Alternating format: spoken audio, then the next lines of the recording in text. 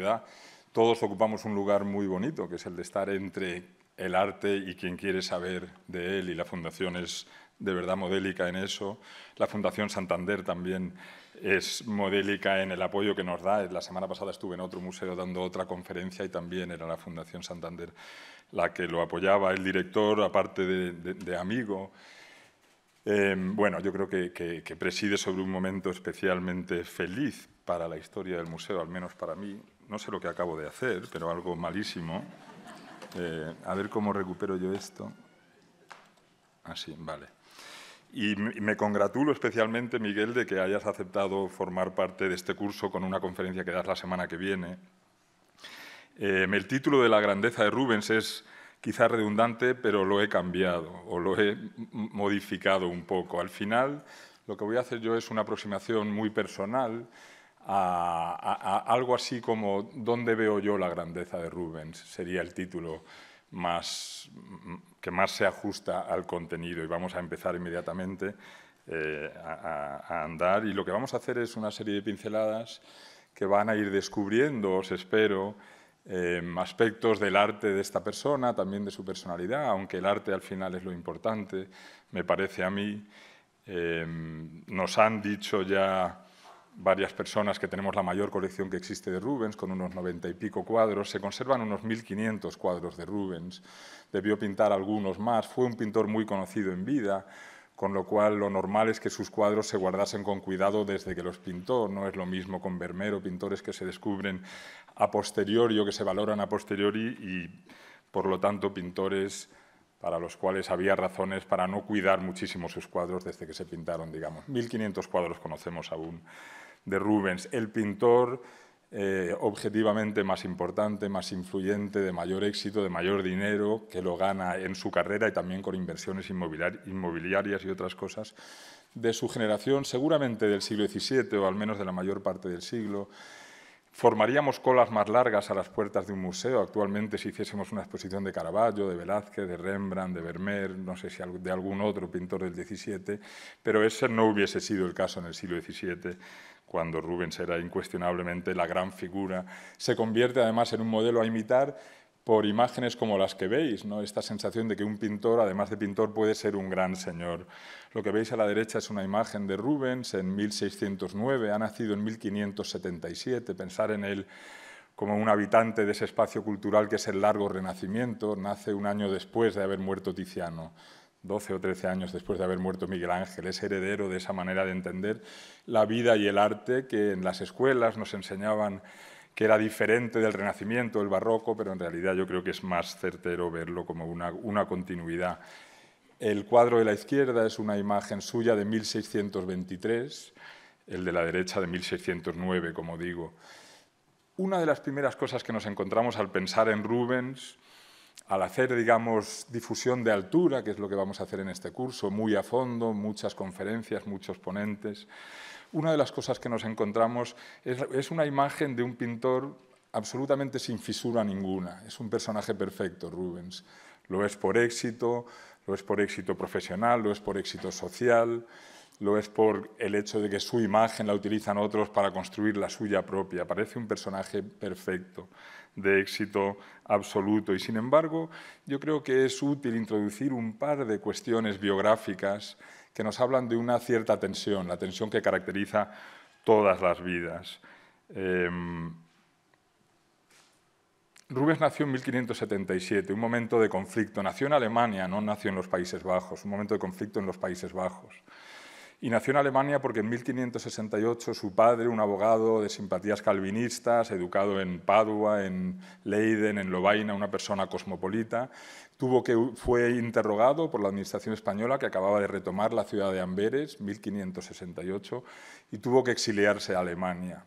3 años después sabemos que se ha convertido en secretario de Ana de Sajonia, que es la mujer de Guillermo de Orange, el líder de la revuelta de los Países Bajos contra la monarquía española, y muy poco después sabemos que mantiene una relación con ella de la que nace un hijo. El padre de Rubens, bastantes años antes de nacer Rubens, la familia exiliada en Alemania con 4 hijos, Rubens era el 6º, El padre de la familia, Jan Rubens, es encarcelado y condenado a muerte en Alemania en el año 1583. Y sigue una serie de cartas que se escriben él y su mujer, María Pipeling se llama ella, hija de un mercader próspero de tapices, y una serie de correspondencia entre ella y Ana de Sajonia y entre ella y Guillermo de Orange. Ella siempre pidiendo la libertad para él, ofreciendo su perdón, trabajando por su libertad. Él siempre preocupado por su reputación, una cuestión fundamental en aquella época para la manera de conducir la vida de todo el mundo. Él llega a decir que en el momento en el que se ejecute su pena, cuando él muera, que por favor él diga en Amberes que él se ha ido de viaje, que no diga que ha sido condenado. Constantemente preocupado de que no haya noticias en Amberes de lo que ha sucedido.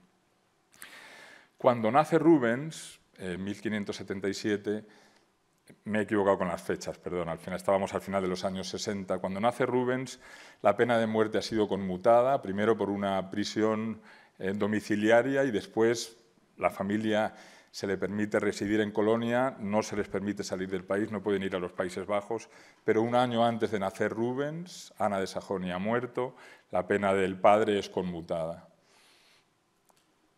Cuando Rubens tiene 12 años, la familia vuelve a Amberes el año en el que el padre muere. ¿Por qué me interesa decir esto? ¿Por qué lo comento? Pues en parte por el contraste que ofrece precisamente con esta imagen de un personaje absolutamente perfecto, pero en parte también porque ninguna de sus biografías tempranas lo menciona, ninguna de sus cartas lo menciona, y hay muchísimas cartas de Rubens. En 1670, un sobrino suyo escribe una primera biografía, no hay ninguna mención de este hecho. En 1675, Sandrar, un escritor alemán, escribe otra biografía suya sin mencionarlo, y en 1681 Roger de Pile habla de que tuvo una infancia marcada por unos padres de comportamiento modélico. Ninguna mención de esto que ha pasado.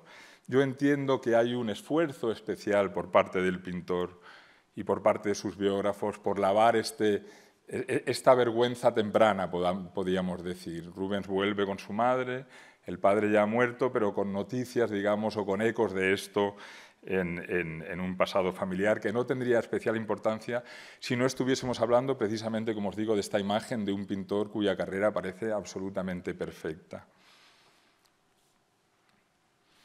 La segunda cuestión biográfica que quiero mencionar tiene que ver con un viaje temprano, 1603. Él se ha formado en Amberes, se ha ido a Italia cuando tiene 23 años, va a estar en Italia 8 años, habla de sí mismo como un italiano, con eso quiere decir una persona que pertenece a una cultura artística y vital, informada por la cultura de los antiguos sobre todo, pero también por el Renacimiento. Entra a trabajar a la corte de los duques de Mantua, Vincenzo Gonzaga, y para él hace su primero de los 2 viajes que hará a España, en 1603. En España pinta este retrato del duque de Lerma, el único de los 91 o 92 cuadros que tiene el Prado de Rubens, depende de las atribuciones, que tiene su firma, está en la parte inferior izquierda, si algún día os acercáis a sala la podéis ver. Y es un cuadro que tiene su firma porque él siente, debemos de pensar en aquel momento, especial necesidad de ser reconocido. Os leo 2 pequeños textos, correspondencia que tiene que ver con este viaje de Rubens desde Mantua a España. El 5 de marzo, antes del viaje, el duque de Mantua, Vincenzo Gonzaga, escribe a su embajador en Valladolid, le dice lo siguiente: Pietro Paolo Rubens, por cierto, Rubens que escribe en muchos idiomas, el idioma que más utiliza para escribir es el italiano, y la manera en la que con más frecuencia firma es como Pietro Paolo Rubens, en italiano también. Dice Vincenzo Gonzaga: Pietro Paolo Rubens debe de ser presentado en Valladolid, en la corte del rey Felipe III, junto a los obsequios, como una persona que ha sido enviada expresamente desde aquí. Podríamos decir que él es parte del regalo, alguien que podrá pintar quizá. Una carta de Rubens a la corte de Mantua, hablando sobre el embajador de Mantua en Valladolid, escrita después de la visita. El embajador podría haberse reservado protagonismo de la ceremonia, como hizo, pero al mismo tiempo concederme un lugar cerca de su majestad, que me hubiese permitido hacerle una reverencia silenciosa. No digo esto como una queja de una persona ambiciosa que busca halago, ni me molesta haber sido privado de este favor. Simplemente describo los hechos tal y como ocurrieron. Y Berti, el embajador, no me dio razón ni excusa por el cambio que hizo en los planes que habíamos acordado entre nosotros media hora apenas antes de la ceremonia. Rubens lidiará con este problema toda su vida. Rubens es pintor y quiere serlo. Se forma en una escuela de latinistas, tiene una formación parecida a la de su hermano Felipe, que heredará la principal cátedra de Filología Latina del norte de Europa en Lovaina. Grupo de gente que se forma conociendo los textos antiguos hasta el punto que pueden hacer ejercicios sobre un tema que se les asigna, un ejercicio que escriben únicamente citando autores antiguos sin ninguna palabra propia. Rubens tiene una formación de ese tipo, pero pronto ingresa en el taller de un pintor, él quiere ser pintor. Y sin embargo, ser pintor quiere decir no poder ser un señor, no poder ser una persona de clase muy elevada en un momento en el que hay un antiquísimo prejuicio en contra de todo lo que sea trabajar con las manos. Y la vida de Rubens en la vida de Rubens existe una gran tensión entre su esfuerzo por ser un caballero, por ser alguien que puede habitar con comodidad las cortes europeas y que puede estar cerca de la gente de mayor alcurnia, y al mismo tiempo ser un trabajador, ser un pintor. Siempre hablamos de que los pintores son poco valorados socialmente en esta época, y es cierto. Sin embargo, Julio II, Felipe IV, muchos mandatarios de la época admiran muchísimo a sus pintores, pero consiguen aún pagarles poco. Rubens está en esta es una tensión constante en su vida, querer ser dos cosas que su época no permite ser al mismo tiempo, y una lucha constante en la vida de Rubens es luchar por esto, y para hacerlo tiene que portarse de cierta manera, pero sobre todo se tiene que acercar a la vida de las cortes. Ahí es donde una persona puede ser ambiciosa, y en ese contexto es el contexto en el cual una persona puede acercarse lo más posible a vencer los prejuicios que le serán recordados continuamente y que en última instancia yo creo que podemos considerar quizá que consiguió vencer. Rubens es una persona a quien tenemos que entender como informado por la cultura artística del idealismo de origen clásico. Eso quiere decir tener interiorizadas una serie de nociones de las que uno no tiene por qué tener conciencia necesariamente, aunque en el caso de Rubens la tiene. Acaba teniendo la mayor biblioteca que tiene ningún pintor de Europa, escribe libros sobre temas antiguos e italianos, escribe un libro sobre arquitectura genovesa, por ejemplo, que publica y en el que dice literalmente: escribo este libro para que en el norte de Europa la gente haga arquitectura de mayor calidad, de mayor nivel, para que se acerque más al lugar en el que habitaron los antiguos. Y este entender a los antiguos es un camino de conocimiento profundo, difícil, que él va caminando gradualmente, con lentitud, y que acaba, como digo, interiorizando absolutamente. Una de las cosas que hace Rubens, como todos los pintores europeos que van a Italia, es estudiar escultura antigua. Os enseño a la izquierda el famoso Hércules Farnesio de la colección de los papas en Roma, ahora en la colección Farnesio en el Museo Capodimonte en Nápoles. Y a la derecha lo que veis son dos hojas, copias, probablemente de un manuscrito original de Rubens que se juntó después de su muerte y que parece ser que se iba a imprimir a principios del siglo XVIII. Hay 4 versiones, una está en el Prado, alguna de estas versiones puede tener alguna hoja suelta que sea un original, la versión del Prado tiene una hoja suelta que es un original, pero en cualquier caso lo que nos interesa ahora es que en estos cuadernos recogemos ideas sueltas, juntadas con posterioridad, sobre cuestiones artísticas que influyen en Rubens y que nos hablan de algunas cuestiones que yo considero importantes. Por ejemplo, ¿qué es lo que está haciendo aquí, trazando esta serie de rectángulos y cuadrados en el cuerpo del Hércules Farnesio? Pues está haciendo algo en lo que creen los antiguos y que define en parte su cultura y su estética. Está intentando desvelar o encontrar una especie de patrón numérico, de ideal geométrico, que se acerca a una clave para encontrar una armonía y una belleza que gobierna el mundo. Los antiguos griegos se dan cuenta de que hay cuestiones numéricas que se repiten. Se atribuye a Pitágoras, por ejemplo, la afirmación de que si uno coge una cuerda y la fija en sus 2 extremos y la estira, ese sonido va a ser el mismo sonido, pero una octava más alto que una cuerda que sea exactamente el doble de larga. Y eso implica un patrón numérico que es repetitivo, que se puede estudiar. Y eso hace que los antiguos griegos crean que existen patrones similares que explican la belleza del mundo, que son reflejos de ideales platónicos, digamos, de lugares en los que las cosas son más hermosas, son más perfectas. Y esta es una búsqueda constante. Todos habéis oído hablar de la proporción áurea. Constantemente en la historia del arte europeo se está en esta búsqueda. Es una búsqueda que yo creo que nosotros ahora entendemos como ilógica, imposible, y sin embargo ellos sí que creen, y lo que está buscando Rubens al hacer esto es encontrar esta idea de que algo subyace y de que esa verdad puede ser desvelada, encontrada. Y ese es el proyecto del artista, ni más ni menos, ¿no? Es muy importante esta noción del idealismo de origen clásico como un fundamento que define el arte europeo de manera radical hasta final del siglo XVIII al menos, y en el que Rubens está muy informado. Rubens nos habla de la perfección de formas como el círculo, citando a Platón, que ha dicho lo mismo, citando también ideas cristianas como el hecho de que dices se puede entender a Dios como un círculo dentro del cual caben absolutamente todas las cosas. Rubens es un profundo conocedor de la mitología y de la cultura antigua, y en Italia se está informando también de lo que ha ocurrido en ese renacimiento. Recordar la importancia de ese término y el absoluto entusiasmo que supone cosas como que Miguel Ángel sea capaz de hacer un pequeño Eros o Cupido que se entierre y que uno de sus agentes lo desentierre y diga hemos encontrado una escultura antigua, y que el mundo del arte al parecer lo crea. Los europeos ya han sido capaces de hacer un arte equivalente al arte de los antiguos. Este es el entusiasmo sobre el que cabalga Rubens. Entender siempre también el arte como un proyecto continuado, este largo renacimiento, estas generaciones que están llenas de lecciones unos para otros y que van aprendiendo sobre unos fundamentos muy, muy sólidos. Una de las personas que entusiasman a Rubens, evidentemente, es Leonardo, Miguel Ángel, más adelante Tiziano. Primero, yo creo, sobre todo, Miguel Ángel y Leonardo.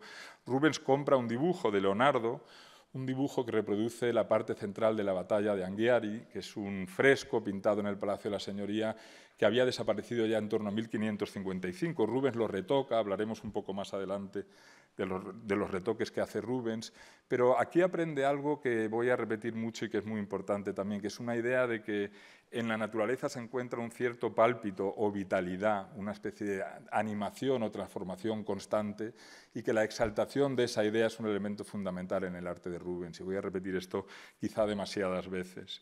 Fijaros en la imagen que tenéis a la izquierda, el mito de Faetón, que nos cuenta Ovidio en torno al año del nacimiento de Cristo, 8 años después del nacimiento de Cristo, si no recuerdo mal, se publican las Metamorfosis, y cuenta ahí Ovidio una de las muchas historias, en este caso como Faetón es un chico joven, arrogante, impetuoso, convence a su padre, el dios del sol, Helios, de que le deje conducir el carro que va encendiendo la luz o va haciendo que el sol vaya accediendo a las horas del día.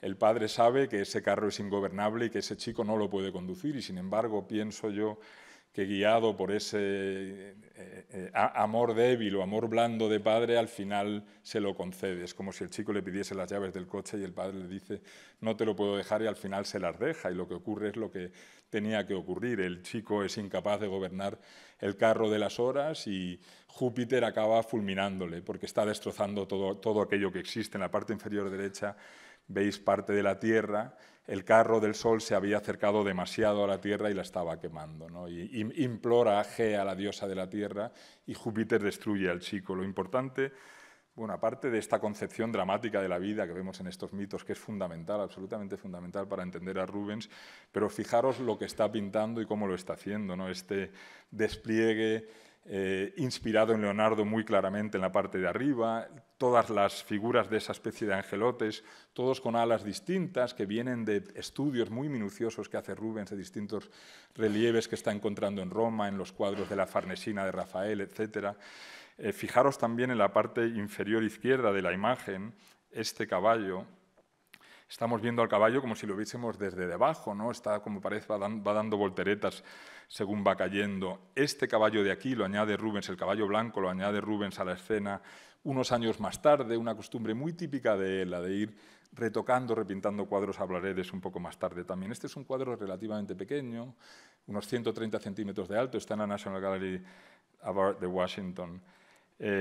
Una cosa que se me viene a mí a la mente, y esto tiene algo de apología, y estoy haciendo apología conscientemente, estamos en un curso en el que lo que estamos haciendo es precisamente llamar la atención vuestra sobre el arte de este pintor.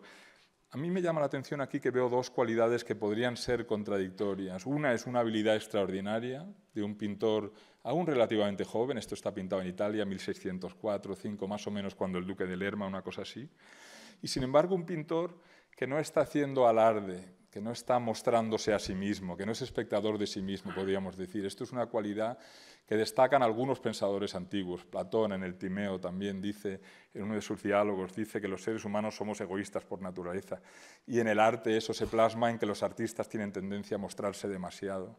Y Plinio el Viejo dice de Protógenes que no sabía cuándo terminar y que se pasaba, que pintaba demasiado cada cuadro. Y yo en Rubens quiero ver esa virtud de una persona que, a pesar de ser un espectacular virtuoso del dibujo, siempre está dibujando al servicio del drama, de la tragedia, de la idea que está pintando. Eso no quiere decir que lo contrario no pueda verse como una virtud también. Pintores que llaman nuestra atención sobre el arte, Manet, Velázquez, Tiziano, muchos otros. Son virtudes diferentes, estoy sencillamente llamando la atención sobre las virtudes que son particulares de este pintor. Y creo que esa idea de no mostrarse, de estar siempre al servicio de, en última instancia, de la vida, eso es un poco, yo creo, que otra manera de adentrarse y de entender lo que tiene el arte de Rubens de particular.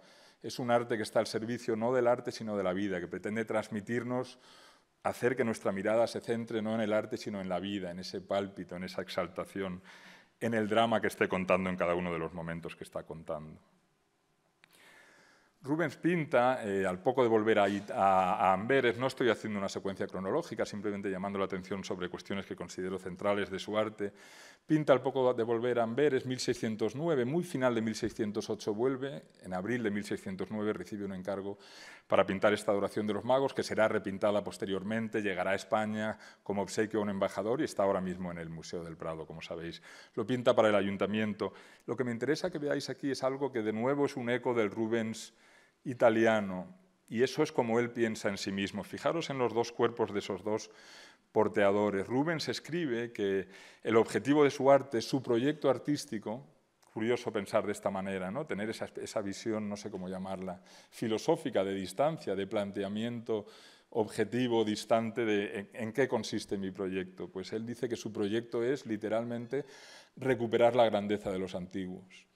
En otra ocasión le envían un libro, él es un gran coleccionista de libros, y le envían un libro que es el primer libro que se publica en Europa sobre el arte paleocristiano, y él dice que admira la piedad de los antiguos cristianos, pero echa en falta en ellos la grandeza de los paganos. Rubens es un católico ortodoxo que trabajará al servicio de la Iglesia, de la monarquía española, y lo hará con fe y convicción absoluto. Y sin embargo es una persona para quien todo esto que estoy contando es absolutamente natural también. Humanismo cristiano quizás es la mejor manera de solapar esos dos conceptos y no entenderlos como contradictorios. En un texto que escribe, no sabemos exactamente cuándo, quizá 1616, texto incompleto que está en ese mismo libro que os enseñé antes, él dice que para recuperar la grandeza de los antiguos, o que recuperar la grandeza de los antiguos es un problema real y práctico para un artista. Eso es lo que él tiene que hacer. ¿Cómo se hace eso? Él habla del interés, del ejemplo de las estatuas antiguas, pero también dice que hay algunos cuerpos en nuestro entorno que nos pueden recordar a una edad dorada, un momento en el que los cuerpos eran superiores a los de nuestro momento, el suyo. La gente en su momento, dice él, bebe demasiada cerveza, está gorda. Lo dice literalmente así. Él cree que el cuerpo es el espejo del alma, digamos, que hay una superioridad física reflejada en estas esculturas antiguas, y dice que se encuentra también en los cuerpos de algunas otras personas, entre ellos los porteadores. Y lo que está pintando aquí son dos porteadores que además se inspiran en dos estatuas antiguas que él ha conocido y ha estudiado en Roma. Esto, por lo tanto, es una especie de manifiesto estético, en este caso pintado, pero de algo sobre lo que él ha escrito en unos términos como son los que os acabo de explicar.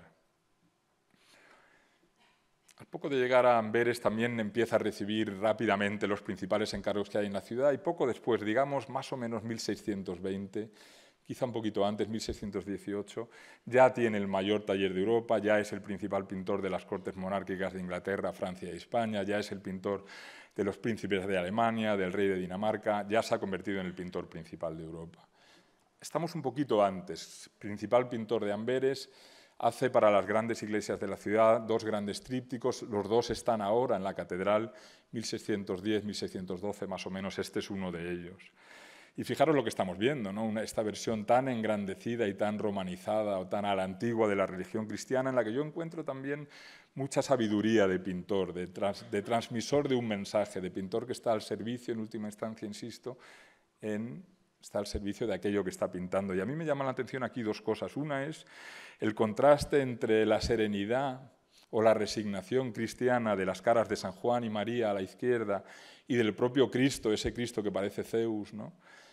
Que pese a ese cuerpo que tiene está resignado y está siendo pues, maltratado y crucificado, pues hay una tensión ahí entre la diferencia entre esos tres rostros y el resto, que es una tensión que encontramos en toda la tradición pictórica europea, ¿no? La serenidad es la sabiduría y en el arte cristiano siempre es el lado positivo, y el desorden o el exceso de sentimiento a menudo en la pintura cristiana es pues, el infierno o los judíos o quien no está en el lado correcto de las cosas. Más interesante me parece en este caso a mí como planteamiento, algo que me llama a mí la atención es que el cuerpo de Cristo que esta gente está elevando, esta gente tan musculosa, parecen muelles realmente, no son alardes solamente de dibujo, sino que son muelles que tienen una fuerza que nos hacen a nosotros sentirla. Están levantando un cuerpo enorme y luminoso, y yo tengo la sensación de que cuando ese cuerpo haya sido levantado no habremos llegado al fin de su vida, sino al inicio de una cosa nueva, ¿no? Yo creo que es en lo que está Rubens, en plantar en nuestra cabeza esa idea de una tensión dialéctica, en este caso, entre un fin y un principio, y en eso consiste precisamente el mensaje de este relato que se nos está contando aquí, de la muerte de Cristo y el inicio de la religión cristiana, ¿no? Y os digo todo esto porque evidentemente cuando un pintor pinta, el concepto que está pintando es muy importante. La manera en la que concibe la historia, a menudo dada por otros, pero en cualquier caso, en un caso como este, me parece especialmente interesante o especialmente sutil y sensible. Este es un boceto para el otro de los grandes trípticos que están en la Catedral de Amberes. Lo que veis a la izquierda es un dibujo. Rubens, los años que ha estado en Italia, se ha integrado en la generación de pintores jóvenes que están, digamos que, liderando la nueva oleada de maneras de pintar, tanto estética como herramientas, como práctica pictórica, que va a estar guiando lo que ocurre en Italia durante mucho tiempo, lo que ocurre en todo el arte europeo. Rubens prepara sus cuadros en numerosos dibujos, haría primero unos pequeños garabatos mínimos para establecer una serie de energías o de dinamismo, una composición que después iría afinando. En esta, como veis, hay algo ya de sombra, con lo cual está estudiando un poquito algo de ilusión de profundidad. Después haría otros dibujos mucho más terminados de una sola figura, de una mano, de un rostro, de una musculatura más al detalle. Muchas herramientas que a él le van a servir para hacer el cuadro final, que son las habituales en Italia en este momento. Hace una cosa más, que es muy novedosa. No es que él sea el primero que lo haga, pero casi. Hace algo como lo que veis a la derecha. Hace modelos y bocetos pintados. Esto que veis a la derecha es un boceto grande, 1,20 m, una cosa así, 1,10 m, si no recuerdo mal, de alto, para el cuadro final, que no os voy a enseñar, pero para el cuadro del descendimiento de la cruz de la Catedral de Amberes que hace Rubens. En Italia existía la costumbre de hacer modelos para esculturas, para enseñárselos a los clientes. Conocemos varios dioses fluviales de cera de Miguel Ángel en el Museo Casa Buonarroti, por ejemplo. Y existía la costumbre también de hacer modelos de madera, de edificios, de cúpulas, algo parecido al modelo de madera de Villanueva que tenemos en el Prado, aunque ya sea del siglo XVIII. Algo para que el cliente viese lo que se iba a hacer. Lo que no existían en Italia, o existía muy poco, eran bocetos pintados. Yo he contabilizado unos 20 bocetos pintados hechos en Italia, bocetos pintados como esto que vemos a la derecha, una especie de anuncio de lo que se va a pintar, que puede ser el final del proceso creativo, pero que puede ser, que es en última instancia, algo para enseñarle al cliente. Unos 20 en todo el siglo XVI italiano. Cuando Rubens muere, ha pintado unos 450 bocetos de este tipo. Él es parte de esta oleada de innovación a la que me refería antes, es parte de una generación de artistas que están en Italia, y él es quien decide explotar al máximo esta herramienta, que hemos entendido tradicionalmente como el final del proceso creativo en el que él está pensando qué hacer, pero que más probablemente es una herramienta para enseñarle a los clientes. Y digo esto porque cuando Rubens muere tiene en su casa unos 150 cuadros. Para ninguno de esos cuadros conocemos un solo boceto. Y sin embargo, para la mayor parte de los demás cuadros que hace para reyes, para iglesias, por encargo, para la gran mayoría de esos otros cuadros sí que conocemos bocetos o modelos de presentación como este que os enseño aquí. Y dicho todo esto, al final vuelvo un poco a lo de siempre. gesto intensísimo, desgarrador completamente de Cristo muerto con la boca semiabierta, el gesto al que contribuye la abstracción esa de ese paño blanco ensuciado con la sangre y con las sombras. Un poquito menos conseguido, veo yo, el cuerpo de San Juan, que parece casi estar posando para la foto, abajo a la derecha. Si vieseis el cuadro final, veríais, o cuando lo busquéis y lo veréis, veréis que la figura de la Virgen María, con la mano que se acerca al codo de Cristo, Rubens decide en última instancia retirar las manos que están debajo de la suya para aislar su mano. Sigue afinando proyecto, ¿no? Sigue buscando ese momento de máximo impacto. Esta figura de Cristo siendo bajado de la cruz es una figura de una potencia emocional enorme, me parece a mí, tanto como cualquier tríptico medieval o como Van der Weyden o como cualquier otra cosa en la que podamos pensar. Lo digo no tanto como apología en este caso, sino porque no solemos identificar a Rubens con eso, con sentimiento muy profundo, muy sentido, no solo espectáculo, sino sentimiento profundo también. En los últimos años del siglo XVI surge un género nuevo en Europa, los bodegones, muy final del XVI. La cesta de frutas de Caravaggio se fecha en 1593-96, no sabemos exactamente cuándo se pinta. Se pinta para Federico Borromeo en Milán. Se están haciendo cosas parecidas en España, en Alemania, en Francia, en los Países Bajos del Sur, sobre todo donde es Rubens, en Amberes también. Un bodegón típico sería algo que tendría un tamaño parecido a esto que veis aquí, a esta esquina inferior derecha. Yo tengo la impresión de que cuando Rubens pinta este cuadro, y lo pinta junto con Schneiders, que es el autor del bodegón, Rubens pinta las figuras, nada más volver de Italia a Amberes también, a Flandes, yo tengo la impresión de que lo que está haciendo es contestar a esta innovación en particular. Es una innovación que una de las cosas que está haciendo es decir, lo próximo es importante, mirar a lo que tenemos alrededor, a objetos que no sean necesariamente ecos de grandes tragedias o de grandes historias, objetos que no tengan nada enorme, moralmente importante que enseñarnos, que esa proximidad tiene importancia. Eso es el principio de un largo devenir de la historia de la pintura. Pero yo tengo la sensación de que Rubens nos está diciendo que eso es absurdo completamente, ¿no? Y que para un pintor como él, que ha enlazado con tanta naturalidad, de manera tan fluida, con la tradición del idealismo, como si él la hubiese inventado, la conduce con una naturalidad absoluta, para él pintar lo que hay encima de una mesa y nada más es una cosa absurda, es como hacer zapatos que no sirvan para caminar. El fin del arte es acercarnos a través del anhelo que nos crea, mediante la belleza, acercarnos a ese lugar superior. Y si el arte no hace eso, ¿para qué sirve el arte? No sirve para nada. Así lo entiende él. Y yo entiendo que que es un cuadro enorme, que está en la Galería Central del Prado, lo conocéis, pues es un poco una respuesta a esta nueva moda del bodegón, ¿no? Es una respuesta que además de tamaño tiene tema italiano también, o tema digamos que a la antigua.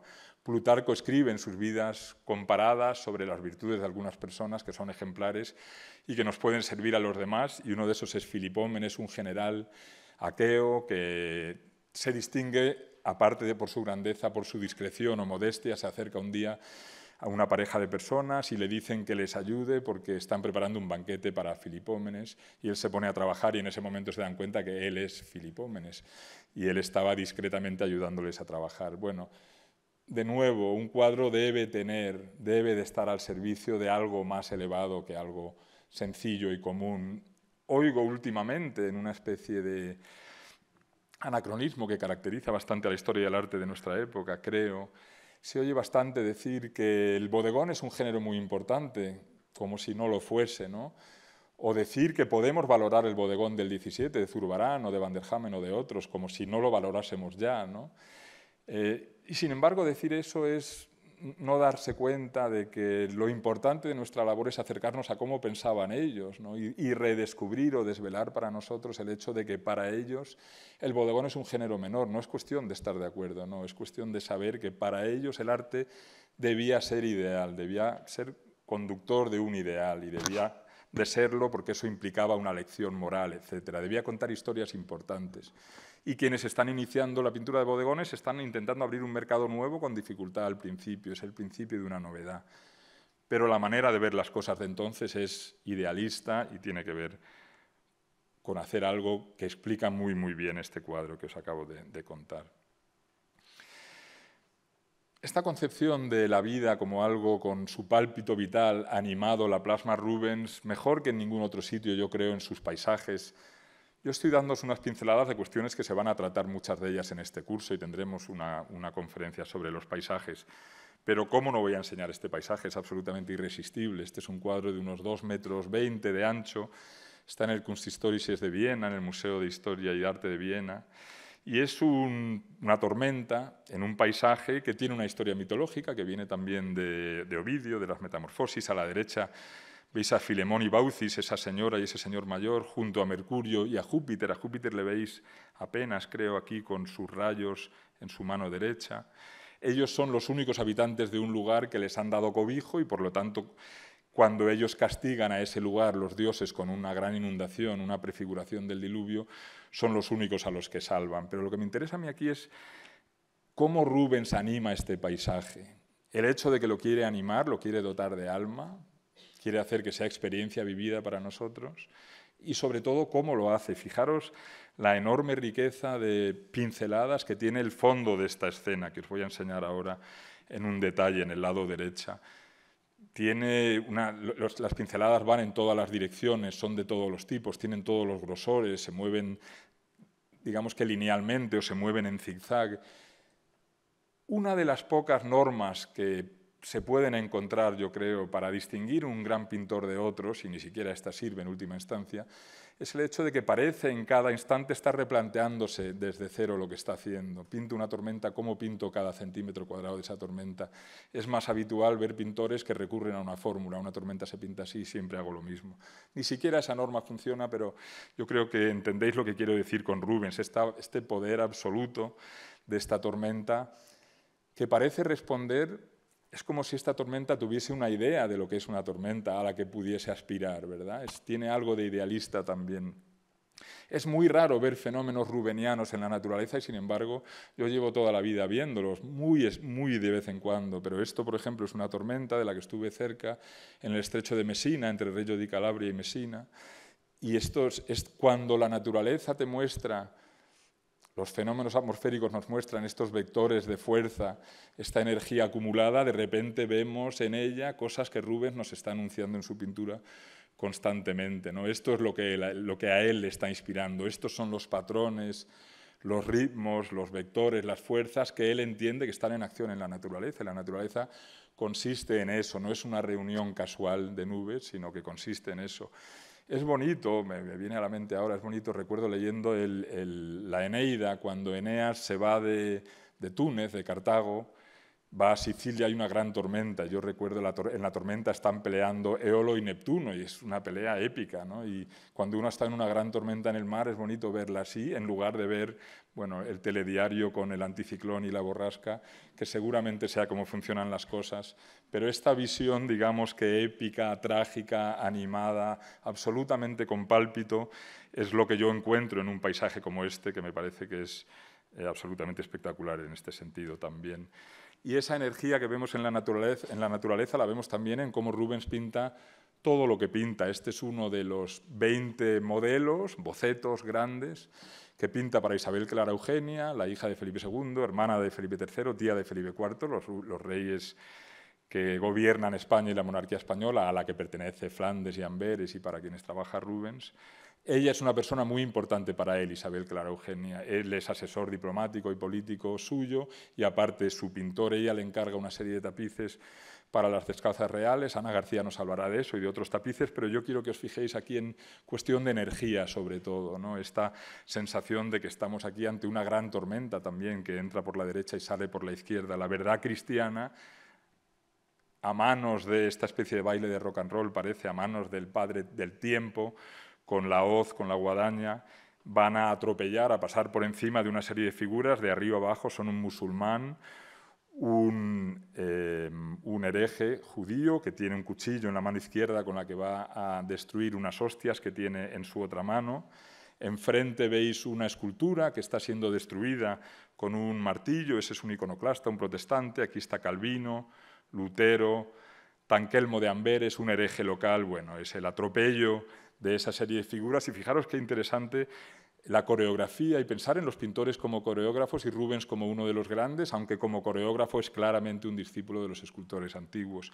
Las dos figuras que vienen por detrás son las figuras de los profetas que creen que pueden comprender la verdad cristiana leyendo esos libros, y a la verdad se accede por la fe, no por la lectura, y es espectacular también esta coreografía que nos hace sentir su esfuerzo, ¿no? Y sentirlo como propio en esa manera de agacharse. Fijaros también, voy a ir hablando cada vez más de cuestiones técnicas. Lo que veis es una escena flanqueada o enmarcada por dos columnas de las cuales cuelga un tapiz. Toda esta escena es lo que será en última instancia un tapiz que con sus columnas y su tapiz ficticio colgará de unas columnas en la iglesia de las Descalzas Reales, en la Plaza de San Martín, en Madrid. Esto de aquí abajo, esta parte del tapiz que veis aquí con sus flecos, este rayado que veis, eso es el color de la preparación. Rubens eso no lo ha tenido que pintar, ha aprovechado el fondo del cuadro preparado y lo está haciendo en algunos otros lugares. Todas las zonas más claras que veis del cuadro nos muestran la destreza de un pintor que ha aprendido de la generación anterior, en este caso Veronés, Tintoretto, sobre todo Tiziano tardío, ha aprendido a resumir, a atajar, ha aprendido a pintar volumen sin tener que rellenar los tonos medios, ha aprendido que se pueden... Fijaros, yo creo que un cuadro muy útil para fijaros en eso es el de Cristo entre los doctores de Veronés en la Galería Central del Prado.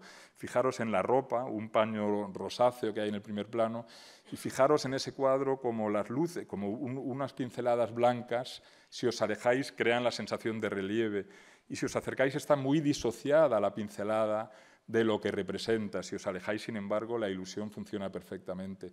Esta disociación de una manera de pintar permite a los pintores pintar mucho más rápido y poco a poco va permitiéndoles llamar la atención sobre cómo están pintando, sobre su destreza también. Bueno, eso es típico de una generación a la que pertenece Rubens, aunque Rubens no es tan protagonista de esa manera de pintar como lo son otros, como Velázquez, por ejemplo. Y fijaros esa energía que es movimiento en la naturaleza y que es movimiento también en una de las escenas para las Descalzas Reales, es movimiento del pincel, es animación de la superficie en uno de los bocetos que Rubens pinta para la Torre de la Parada, un pabellón de caza a las afueras de Madrid, que le encarga Felipe IV, acercándose al final de la vida de Rubens. Ya en 1636 llega el encargo, sabemos que se envían en distintos envíos hasta 1638, Felipe IV completamente obsesionado con Rubens en este momento. Los cuadros de la Torre de la Parada le encargan 120 a Rubens. Rubens consigue contratar solamente 60 y consigue de los 60 hacer solo los bocetos y hacer más o menos 14 que sepamos, algunos, muchos con ayuda de su taller. Está intentando cortar ese nudo dorado de la ambición, dice en una carta, poder retirarse al campo, está pidiendo permiso a la corte para empezar a pintar menos. Felipe IV se ha obsesionado completamente con su arte. Lo digo porque en el caso de la Torre de la Parada, los cuadros finales, que están en el Prado, la gran mayoría de ellos, son cuadros que se cuelgan en la Torre de la Parada, que es un pabellón de caza que está pues, a unos 8 kilómetros del Palacio Real de Madrid. Felipe IV le encarga a un pintor de corte, Martínez del Mazo, que copie muchos de ellos y los cuelga en el Alcázar de Madrid, las copias, y son los que veis al fondo de las meninas. Este señor que tiene la mayor colección que existe de Rubens y encima está pidiendo copias de esos cuadros para colgarlos en su colección. Pero fijaros sobre todo aquí en el movimiento de la mano, en esta idea de que cómo anima Rubens su pintura a través de su intelecto, de su sensibilidad, de su conexión con ideales antiguos como el idealismo, de su conexión con la literatura antigua a través de la que él entiende su propia vida, que es dramática y es trágica y es feliz y es plena, pero también a través del movimiento del pincel. Estamos ante un pintor y eso es lo que está haciendo. Y fijaros, por ejemplo, aquí en el cuerpo de estos 3 perros del cancerbero que está vigilando la entrada al Averno, al lugar en el que habitan los espíritus, y Hércules está sacándole de ahí, las furias están intentando proteger al perro detrás. Pero fijaros estas pinceladas que todo lo animan, ¿no? y que son... Bueno, ahí está en última instancia, en la conjunción de lo que este hombre es capaz de contarnos con su capacidad física como pintor para transmitírnoslo. En esa conjunción es donde está el milagro o el misterio de su arte. En su formación, Rubens, como todo el mundo, pues dibuja muchísimo, conocemos muchísimos dibujos de Rubens, pero me interesan especialmente una serie de dibujos que nos demuestran cómo él va a manejar con extrema destreza algo evidente para los artistas de entonces, pero que quizá podamos pasar por alto hoy en día, que es el cuerpo humano desde todas las posiciones posibles. Lo que tenéis a la derecha es una cosa que se suele llamar en la historia del arte un écorché, se dice con acento francés, es un desollado, es un dibujo de un desollado. Un desollado eran pequeñas esculturas de bronce que los pintores utilizaban para estudiar disposiciones del cuerpo, para aprender anatomía, hasta el punto de que era una cosa, como vemos en el caso de Rubens, que manejaban con absoluta y completa facilidad para con esos cuerpos poder expresar lo que ellos quisiesen. Lo que veis aquí es un Prometeo, pues pensar en esa coreografía y en la facilidad que tiene el pintor para hacerla, pero fijaros en este boceto, modelo para también la serie del Triunfo de la Eucaristía, de las Descalzas Reales.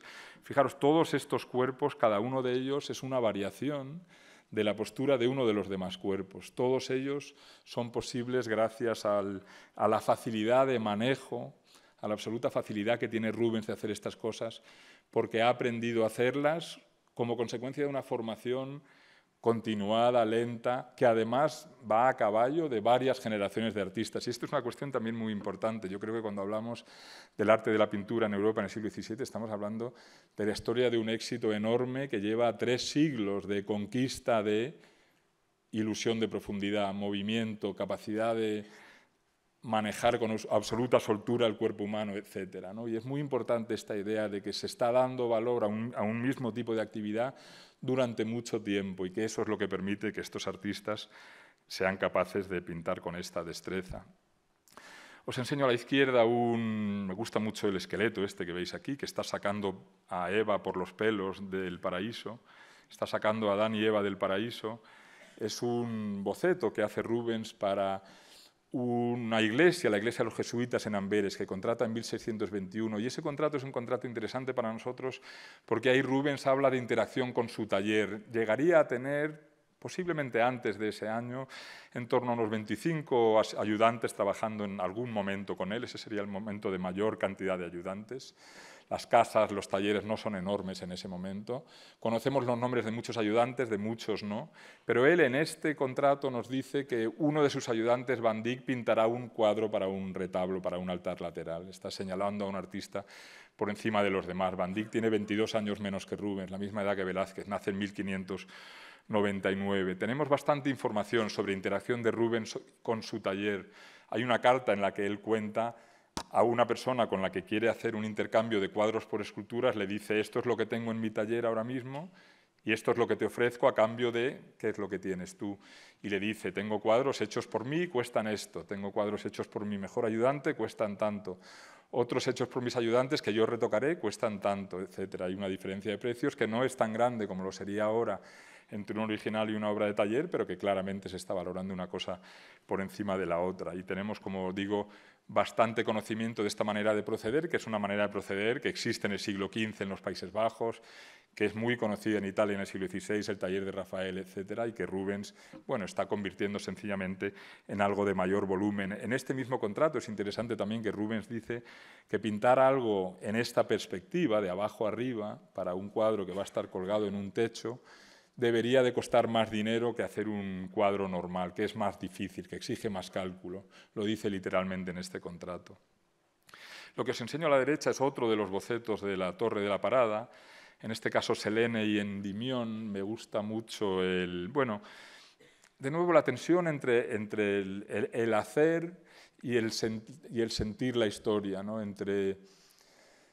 Cicerón es muy bueno hablando de forma y contenido, de esa tensión. Cicerón habla de lengua y corazón, que me parece muy bonita manera de explicarlo, y dice: no tiene sentido una cosa sin la otra, ¿no? Una está al servicio de la otra y conjuntamente es como el orador puede convencer a su público, lo dice en un texto sobre oratoria. Yo de nuevo encuentro en esta apología que hago de Rubens, que en realidad no es más que un intentar comprender por qué a mí me gusta tanto, no es que yo quiera que me guste, ¿no?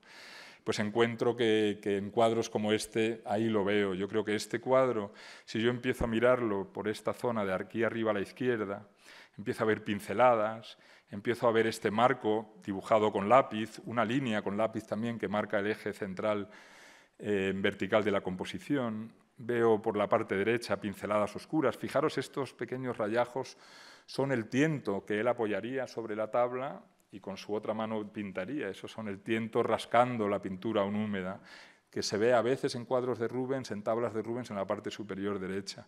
Entonces, estoy viendo factura, estoy viendo esa energía, pero cuando me voy al centro, esa energía se convierte absolutamente en la ilusión de este momento trágico, en el cual la luna, Selene, se la llama en la antigua Grecia, se la confunde a veces con Diana, pero es otra diosa distinta, es la luna, se enamora de Endimión, de un pastor, y le pide a Zeus que... Se lo dice a Zeus, que está enamorada de él, pero Zeus está celoso. Y ella le pide para él la juventud eterna y él lo que hace es dormirle para siempre, estando joven, ¿no? Y es una historia dolorosa, trágica, y una vez en ella lo que estamos es sintiendo la historia, y estamos sintiéndola a través de ese movimiento, de esa mano tan agitada, tan llena de energía, que ha estado danzando por esta pequeña tabla, muy pequeña, tendrá apenas unos 20 centímetros como mucho, ¿no? Algunas cuestiones también, bueno, seguimos, cuestiones un poco técnicas que tienen que ver con apreciaciones personales. Este es un cuadro que nos dice Francisco Pacheco, suegro de Velázquez, informado por Velázquez, que comparte taller con Rubens casi seguro, porque pintan juntos en el Alcázar de Madrid, lo lógico es que estén pintando en el mismo sitio. Nos dice Pacheco que Rubens favoreció mucho a Velázquez por su talento. Velázquez tiene 22 años menos, debió de admirar mucho a Rubens cuando está en Palacio. Bueno, el hecho es que nos dice Pacheco, informado por Velázquez, nos habla de cosas que pasan en la corte. Y una de las cosas que nos dice es que Rubens pintó para el Marqués de Leganés una Inmaculada, que es este cuadro que tenemos en el Prado. Y es un cuadro que en cierto modo me desagrada o que no me llega a agradar, ¿no? Y en este caso supongo que sí que intento hacer apología, porque sí que intento que me guste el cuadro, ¿no? Y si uno continúa leyendo a Pacheco se da cuenta de algo que se ve en el cuadro también, es que formaba parte de un oratorio, Leganés, perdón, se lo regaló a la reina y la reina lo instala en un oratorio en el Alcázar de Madrid, y en el oratorio se describe como con una parte superior curva. Y yo encuentro que cuando el cuadro lo vemos así, perdón, el cuadro, al margen de que a mí me agrade o no me agrade su ejecución, es una concepción muy brillante, porque todo se pone en movimiento, ¿no?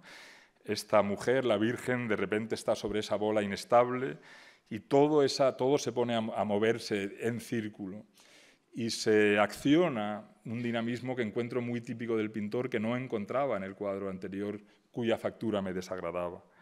Y ese mismo tipo de movimiento lo encuentro en este cuadro, activado aquí por algo que no percibimos en un primer momento, que son este perro y este otro perro que está en la parte inferior izquierda. Y cuando nos apercibimos de esos dos perros, de repente vemos a este grupo de danzantes completamente activados, moviéndose frenéticamente. Como nos dice Homero en la Ilíada, que sucede en la primera obra de arte que se describe en la tradición occidental, que es el escudo que Vulcano tiene que hacer para Aquiles, porque Aquiles lo ha perdido, porque Patroclo lo ha llevado a la guerra y ha sido derrotado por Héctor, y describe en la Ilíada Homero el escudo que está haciendo Vulcano, instigado por Tetis, madre de Aquiles, para Aquiles. Y en ese escudo dice que lo que ha hecho Vulcano es Hefaesto, es hacer muchas escenas distintas. Y una es una escena de unos danzantes que giran en círculos frenéticos, dice. Y en el centro de esos círculos se escuchan flautas y liras. Y no estoy diciendo necesariamente que Rubens esté pintando eso mismo, pero sí que está pintando algo que tiene un pedigrí, una genealogía antigua clarísima y que él conoce, y que nos lo recuerda porque uno de estos personajes es Dionisio, seguramente, vestido con la piel de tigre. Otro parece otro personaje mitológico, con una especie de cascabeles en los pies y con una corona de laurel o de algo en la cabeza. Pero los demás, sin embargo, no. Y esto es tan típico de Rubens, que hace que los mitos antiguos sean actuales y relevantes, sean de su época. Es como si los sátiros y las ninfas y Dionisio y todos estos personajes se hubiesen convertido en aldeanos flamencos y estuviesen bailando en un lugar que más bien parece el Véneto a mediados del siglo XVI, con un edificio que parece inspirado por Giulio Romano o Palladio o una cosa de ese tipo, ¿no? Una ejecución brillantísima también de este cuadro, en el que vemos cómo van acercándose desde el fondo por los pequeños huecos que van dejando abiertos los árboles, la luz que parece venir del fondo, y cómo Rubens va también activando nuestra percepción, llamando nuestra atención sobre eso.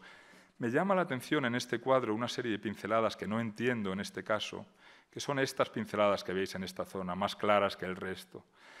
Lo normal es pensar que esto es algo que Rubens en algún momento, quizá con el cuadro ya acabado, ha retocado, con un material ligeramente distinto que el resto y con el paso del tiempo se ha comportado de forma diferente. Puede ser incluso en la misma campaña de pintura, pero por alguna razón ha querido alejar o acercar, hacer algo con toda esta franja que hay aquí. Esa manera de pintar es una manera de pintar que os voy a ir señalando a partir de ahora en algunos otros detalles, pero quiero también recordar, hablando de un cuadro como este, en el que todo es deseo y deseo físico, como eso es una parte central de la manera de entender la vida de los antiguos y que es muy importante en el arte de Rubens, una especie de franqueza sexual que para él no está peleada con su ser cristiano, insisto, y que es muy importante en su obra y que yo creo que se ilustra mejor con este cuadro que está en el Museo de Bellas Artes de Amberes que con ningún otro. Aquí lo que vemos es a Venus, la diosa de la belleza, del amor, la que va a activar la vida en primavera, la que va a batir sus pies sobre el suelo cuando brotan las flores, etcétera, etcétera. Ella está dormida, está frígida en invierno, y ese sátiro que es el deseo, animado por la belleza de ella, la va a tocar, como hace Dios Padre con Adán en el juicio, en la Capilla Sixtina de Miguel Ángel. Y cuando ese sátiro, el deseo, la lascivia, toque la belleza y el amor, vemos un pequeño Cupido también muerto de frío, ahí se va a iniciar la vida, entendida de cierta manera, ¿no? La belleza anima al deseo y el deseo genera vida, sexo, depende de lo que sea en cada momento, pero en este círculo vital de belleza, amor, deseo, una cosa que toca a la otra y todo se va activando, es lo que nos declara Rubens clarísimamente en este cuadro y lo que vemos en muchos otros. Este, por ejemplo, las tres gracias. Nos hablan los antiguos del hecho de que las tres gracias son diosas no de mucha importancia en la mitología antigua, pero sí en la Grecia arcaica, cuando se ponían estatuillas de las gracias junto a los manantiales como agradecimiento a la tierra por lo que estaba dando. Aristóteles escribe sobre la necesidad de la reciprocidad y la importancia de la reciprocidad para las sociedades humanas. Y dice que es importante el agradecimiento como parte de la reciprocidad y vincula el agradecimiento con las gracias. Y en este mito en el que yo entiendo que estas tres diosas, no muy importantes, insisto, que suelen aparecer en la mitología antigua, acompañando a Venus, aderezando epitalamios, que son poemas o textos matrimoniales en los cuales se desea felicidad y fertilidad para una pareja y se menciona a menudo a Venus, se menciona a menudo a las gracias también. Pues estas diosas, dos de ellas aquí parecen estar recibiendo a una tercera, la que viene desde la izquierda, es fácil imaginar eso, encima del árbol veis ropa contemporánea, no ropa antigua, y veis ropa de una sola mujer, posiblemente un cuadro que tenga que ver con el matrimonio de Rubens en diciembre de 1630 con su segunda mujer, Hélène Fourment, y que esto tenga algo que ver como un epitalamio que él mismo, conocedor de esa tradición, se está pintando para sí mismo. Este cuadro es un gran cuadro pintado sobre muchas tablas, está en el Museo del Prado ahora, lo tiene Rubens en su colección, como 150 cuadros suyos que tiene cuando muere. No lo ha pintado para venderlo ni lo ha pintado para nadie, ¿no? Es un mensaje en realidad que brota de sí mismo, que podría vender los cuadros, como se indica en la carta que os enseñé, a la que me refería antes, en la que está ofreciendo un intercambio, pero tiene muchos cuadros en casa que ahí están cuando él muere, ¿no? Si nos fijamos en este cuadro, en la parte superior, vemos que aquí parece haber trabajado Rubens con especial ahínco. Ha recortado quizá esta zona de este paño, ha ido editando, cambiando estas rosas que veis en toda esta zona. Ese mismo tipo de trabajo lo vemos en dibujos que compra Rubens de otros artistas y que él retoca. Perdonad esta foto, es un dibujo de un caballo y un jinete de Polidoro da Caravaggio, siglo XVI italiano. La única foto que he encontrado está en la portada de un libro y lo que veis ahí a la derecha es un destello de la foto mal hecha. Pero fijaros que esto lo compra Rubens. Y todo lo que veis blanco, estas manchas blancas, esto es lo que ha añadido él al dibujo anterior. Un pintor que no parece capaz de mantener las manos en los bolsillos, lo hace muy a menudo esto. Dibujos, cuadros, y muy a menudo con cuadros suyos, pero a veces también con cuadros de otros. Y es muy interesante pensar en qué es lo que está haciendo aquí, a qué está dando valor él, ¿no? Está como creando una especie de forma más tectónica, no sé cómo llamarlo, darle dirección al cono que es el cuello del caballo. Está concibiendo en el cuello del caballo una alternativa a lo que ha encontrado él cuando ha comprado el dibujo. Está viendo otra cosa, el potencial de una cosa distinta a la que había visto el artista que lo había pintado. Y ese mismo tipo de retoque lo vemos y aprendemos a verlo cuando vemos de cerca cuadros de Rubens, como os invito a hacer, porque tenemos una colección enorme suya.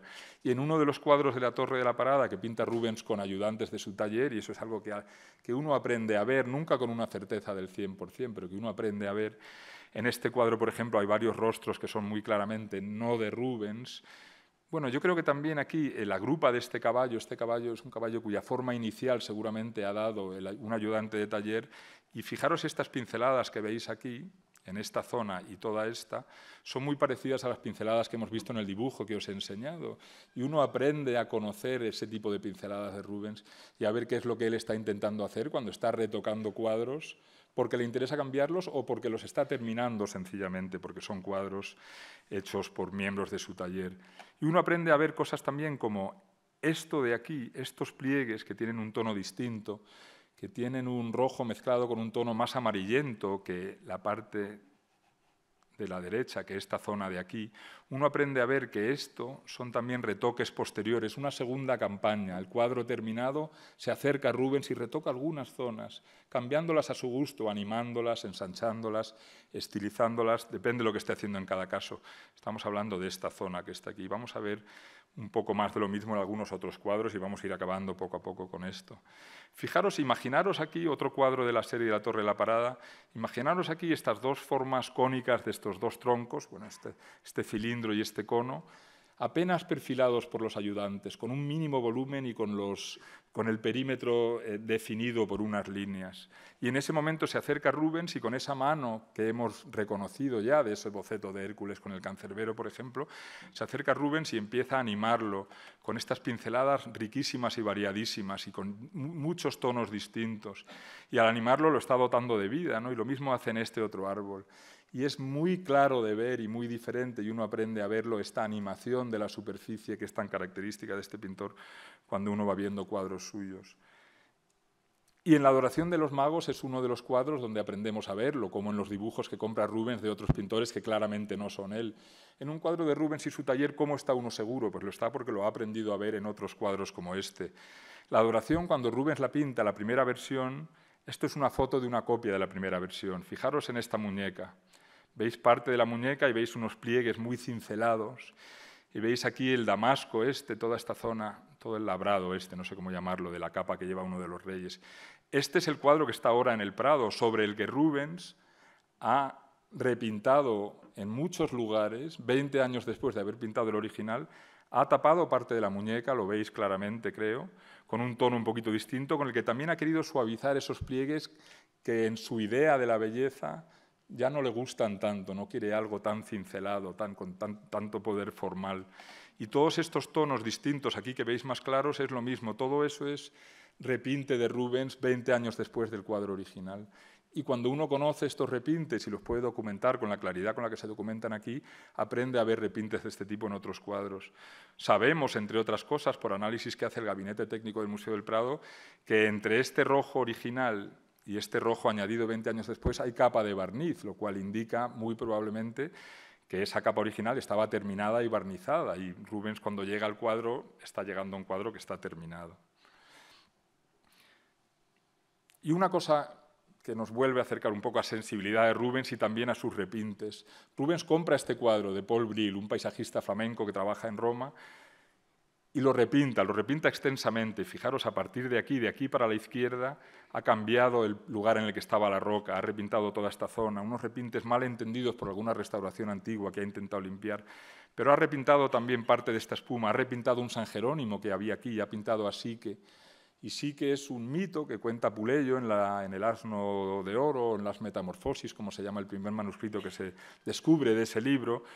Cuenta cómo Psique ha sido encargada por Venus, que está celosa de ella, de hacer unas cosas imposibles, entre ellas de acercarse a unos precipicios que parecen enormes fauces, dice Apuleyo, con unos ruidos infernales, debajo de las cuales se ven unas aguas negras que emergen de la laguna Estigia y del río Cócito y de los infiernos, ¿no? Y que ella tiene que coger una copa, rellenar un cáliz con ese agua para poder recuperar, entre otras cosas, el amor de Cupido. Y peleado con Venus está Júpiter, que quiere jubilar a Cupido, porque Cupido es quien destruye el corazón de las personas y quiere que se case con Psique para dejar de hacer daño. Y Júpiter, convertido en águila, le ha traído la copa a Psique y se la está dando en este momento. Pues imaginaros un paisaje con San Jerónimo, con unas montañas como lo que estáis viendo, imaginaros al mismo tiempo a Rubens leyendo o conociendo una historia como la de Apuleyo. leyendo sobre este mito que para él tiene, esa épica que tiene lo antiguo, y leyendo sobre las enormes fauces de ese agua negra que procede del Averno, etc. Yo tengo la impresión de que lo que hace Rubens en un cuadro como este es sencillamente entenderlo de una manera distinta, igual que había entendido el cuello de ese caballo de una manera distinta a cómo lo había concebido el autor original, y sencillamente lo repinta porque para él es evocación de esa parte que ha estado leyendo de ese libro. Y os enseño aquí este tipo de espuma. Esto es muy típico de los añadidos que hace Rubens a sus cuadros, y en este caso debemos entender que es un añadido que hace Rubens a este cuadro de Apuleyo. Y acabamos con este cuadro.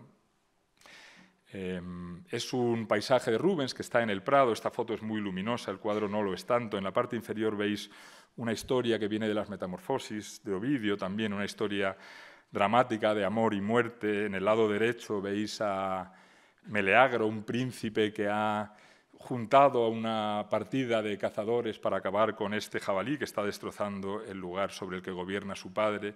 El príncipe vestido de color púrpura, como dice Homero, que dice Ulises, que visten los reyes al final de la Odisea. Los importantes visten de púrpura, como viste él. Atalanta ha herido al jabalí. El trofeo del jabalí, Meleagro, enamorado de Atalanta, se lo va a dar a ella. Les correspondía a ellos, en realidad, por protocolo, y se va a iniciar una pelea que acabará con la muerte de mucha gente, entre ella, los tíos de Meleagro y el propio Meleagro también. Una historia muy dramática, y sin embargo, yo lo que quiero aquí es fijarme en el paisaje y acabar con eso. Y fijándonos en el paisaje, ver sus virtudes como pintura, ¿no? Y ver cómo a la izquierda vemos al sol que se está poniendo o está naciendo. Lo veis aquí. Veis cómo el sol se va adentrando muy poco a poco por el cuadro y va acompañando nuestra mirada, entrando y saliendo por delante y por detrás de los árboles, subiendo en algunos troncos como este, cambiando de color, convirtiéndose en rojo, subiendo un poquito más allá, adentrándose a través de los canales, de las aberturas que se forman en el bosque, adentrándose hacia nosotros y mostrándonos una riqueza infinita de formas, de colores, de tonos, de movimiento, ¿no? Y en última instancia lo que vemos de nuevo es puro pálpito y pura energía, pura vitalidad, pura vida, podríamos decir, ¿no? Y yo creo que en última instancia ahí está la grandeza de Rubens, seguramente, en esta concepción que él tiene de la vida como un lugar, el lugar que habitamos, un espacio, un lugar y un tiempo que habitamos, que está absolutamente activado siempre, ¿no? Por lo menos que está activado en una versión ideal. Y lo que está haciendo él a través de su arte, yo creo que es sencillamente acercarnos a esa visión ideal de esa realidad que es la vida, que es una realidad que se puede vivir de manera exaltada. Muchas gracias.